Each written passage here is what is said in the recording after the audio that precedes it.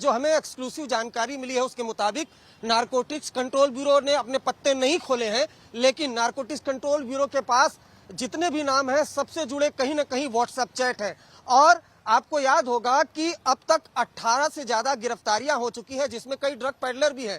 तो ये नहीं भूलना चाहिए कि उन ड्रग पैडलर से पूछताछ में कई लोगों के नाम भी सामने आए हैं, कनेक्टिविटी जुड़ी है, टेक्निकल एविडेंस है नारकोटिक्स कंट्रोल ब्यूरो के पास। तो सबसे पहले जो पूछताछ होगी वो तमाम जो एविडेंस है एनसीबी के पास उसको दिखाकर सभी को कन्फ्रंट किया जाएगा। जो हमें जानकारी मिली है एनसीबी के बड़े अधिकारियों के जरिए कि आज कम से कम जो 4 नाम है, सारा अली खान, रकुलप्रीत सिंह, सिमोन खंबाटा और श्रद्धा कपूर, इनमें से 2 ऐसे नाम हैं जिनको आज शाम तक सम्मन भेजा जा सकता है। लेकिन नारकोटिक्स कंट्रोल ब्यूरो के पास काफी ज्यादा एविडेंस है। सिर्फ अभी 4 लोगों को इसी हफ्ते पूछताछ की जाएगी, 4 लोगों से, लेकिन कई बड़ी जानी मानी बॉलीवुड की शख्सियत के खिलाफ नारकोटिक्स कंट्रोल ब्यूरो को एविडेंस मिले हैं। नंबर 1। नंबर 2, अभी जया शाह से पूछताछ चल रही है नारकोटिक्स कंट्रोल ब्यूरो की, उनसे भी कई लीड्स मिली है नारकोटिक्स कंट्रोल ब्यूरो को। और रोहित, मैं आपको बताऊं, आप जानकर हैरान रह जाएंगे कि जैसे जैसे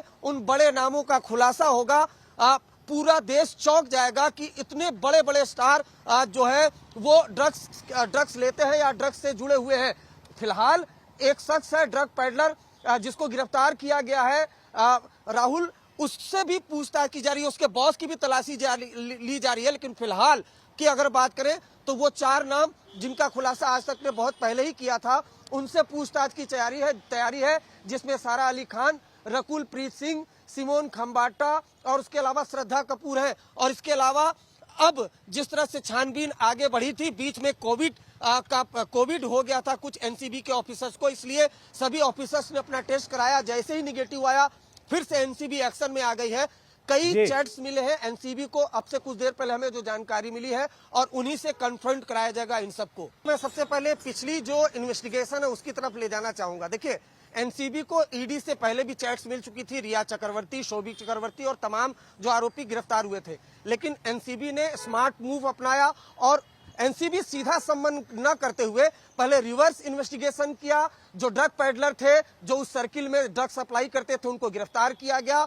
उनके खुलासे के बाद फिर रिया चक्रवर्ती, शोभिक चक्रवर्ती को सम्मन किया गया और फिर आमने सामने बैठाकर कन्फ्रंट किया गया, जिसके बाद कबूल करना ही पड़ा था, वो भी 67 एनडीपीएस एक्ट में, जिसके बाद गिरफ्तारी हुई थी। तो मैं आपको बता दूं कि नारकोटिक्स कंट्रोल ब्यूरो के पास कई अहम एविडेंस हैं और जो ड्रग पैडलर अरेस्ट हुए थे एक के बाद एक, चाहे मुंबई से और गोवा से, उनका भी बयान लिया जा चुका है।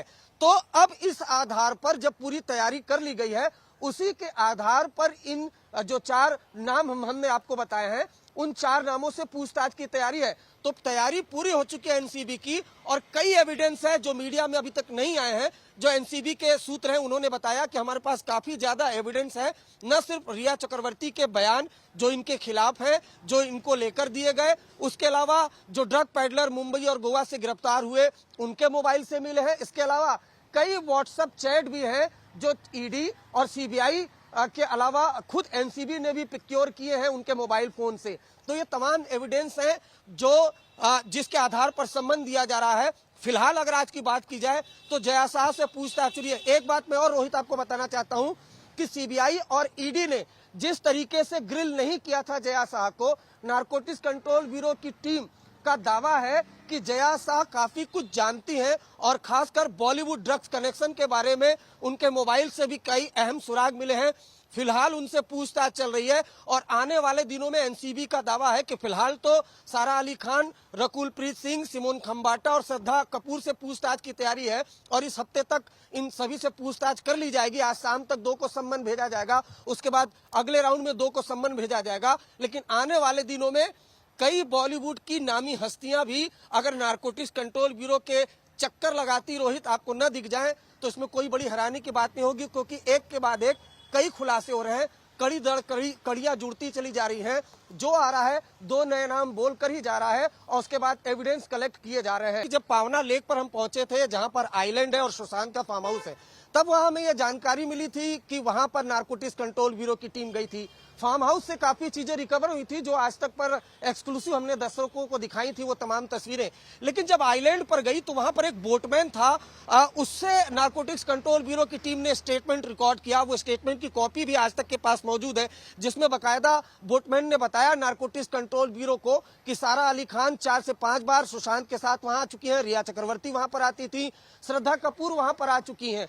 इसके बाद नारकोटिक्स कंट्रोल ब्यूरो ने बोटमैन का बयान जो है वो रिकॉर्ड किया। और मैं आपको एक चीज और दिलचस्प बताऊं, दरअसल एनसीबी को पहले से ही तमाम लोगों के को लेकर कुछ एविडेंस मिले थे, जिसके बाद ये बोटमैन का स्टेटमेंट रिकॉर्ड किया गया ताकि जो सम्मन भेजा जाए उसका ग्राउंड तैयार किया जा सके। और आइलैंड पर पार्टी होती थी, इसकी भी जानकारी मिली। सुशांत का जो स्टाफ था वो भी अक्सर आइलैंड पर जाता था, और भी कई बड़े सितारे गए। शायद यही वजह है कि जो सीसीटीवी है फार्म हाउस का, उसकी डीवीआर को जब्त किया गया। एक दिलचस्प चीज मैं और बताना चाहता हूं कि रिया चक्रवर्ती ने कहीं न कहीं ईडी और सीबीआई को गच्चा दिया।